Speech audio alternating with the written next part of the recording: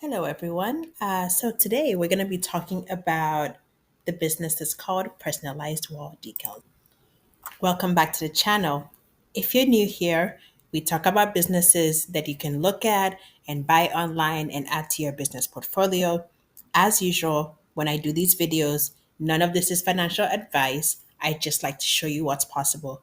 Please make sure you understand the business you're buying before you buy it. Make sure you talk to your financial advisor, talk to your lawyer, talk to anyone else who you need to speak to make a confident decision. But please do not buy any businesses that you do not understand or you cannot afford at this time. Now that that disclaimer is done, let's look at a business today that's called personalized wall decals. So, first of all, I always like to look at businesses that have a profit margin already. And right off the bat, as I'm looking at this one, I'm seeing that the profit is about $1,000 a month.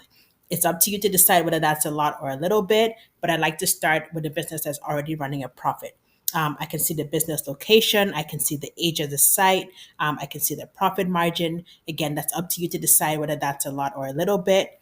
And scrolling down a little bit here, you can see the last annual revenue, the last annual profit, and the monthly revenue and the monthly profit. Here's a little bit of a blurb about it. I like that they run on Shopify. Big fan of the Shopify business. I like that they're very detailed in the overview, and we'll see a little bit more of that as we're going down. But I like that it's built on Shopify, so that's not going away. You're safe with the platform.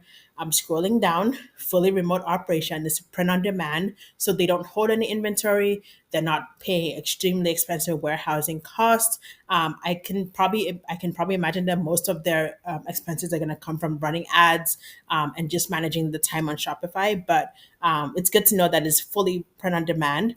You can also see a few other details. So, like the most likely customers are US and Canadian parents. Makes sense because they're selling wall decals. You can see how they make their money, word of mouth, sales drives, and then these are the most probably because these are pretty common sports that you see in the US and Canada: baseball, hockey, soccer. If you were to buy this business, you could probably think of a few more that you could add. So if you look at the marketing performance here, you'll see the number of followers that they have on Facebook, on Instagram, on Pinterest, and TikTok. Honestly, I think that these numbers are a little bit low and that there's definitely some room for growth here. But it's up to, whoever purchases to decide where they want to focus their efforts. I think that they could do a lot more with this. It's a visual business. They can show kind of what the offerings are, and these numbers could look a lot better. Of course, the domain strength is good, the backlinks are good, but I think in terms of the social media followers, they could be doing a lot more with that. I think that they have a fair assessment of the growth opportunities here.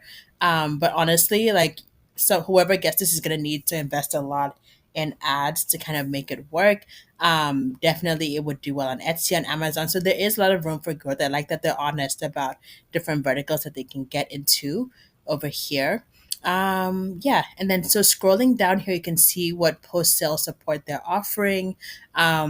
60 days is good, but honestly, whoever gets this business, it would be helpful if they have some knowledge of Shopify and some knowledge of running ads. So even though the business seller is providing ad creatives and templates and assets, I think that whoever is purchasing this business would kind of need to have some understanding of ads. It would just help you scale a lot faster. And then down here, you always want to look at what assets are included in the sale. So the domain, obviously, the Shopify store are like non-negotiable, but it's also important that they're giving you their full customer list and their email list because you're going to need this for retargeting, for sending newsletters, for sending broadcasts when you have sales, and then just figuring out how to like segment that list and market it. So it's incredible that they've listed all of this out. All in all, whoever wrote this listing did a really great job. You don't often see a listing as complete as this. If you scroll down, you'll see a little bit more in terms of like the P&L and the other details all the way down here. And then you can see that I do want to call out that there has been a drop off in sales. So you'll see that between September and December, they had like a lot of sales last year. They might have been running a lot of ads during that period. They might have had other campaigns running. It was leading up to Q4, which, as we know, is the time when a lot of buyers are kind of, looking for gifts for people. And he did say his target market was parents. And so they're probably like buying gifts for, for the Christmas period. And you'll see that in December, the revenue was about almost $16,000, and it drops almost completely to $200 in January of this year. And it stayed low all year. So this is something you want to be mindful of, that the business hasn't made very much in 2025. I do think that they probably have not been running ads, and that is why the revenue has dropped so low.